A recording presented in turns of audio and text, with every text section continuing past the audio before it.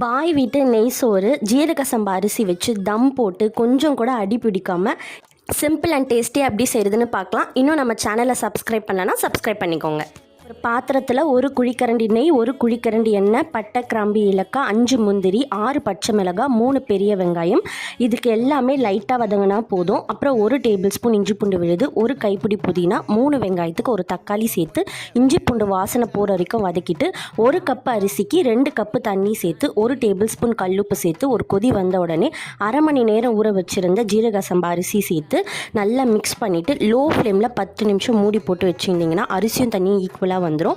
அப்புறம் கீழே ஒரு தோசைக்கல், மேலே ஒரு வெயிட்டான பொருள் வச்சு 15 நிமிஷம் லோ ஃப்ளேமில் தம் போட்டுட்டு ஆஃப் பண்ணி 10 நிமிஷம் ரெஸ்ட் விட்டு லாஸ்ட்டில் கொஞ்சம் நெய் போட்டு சர்வ் பண்ணிங்கன்னா சூப்பராக இருக்கும். இதே மெத்தடில் செய்யுங்க.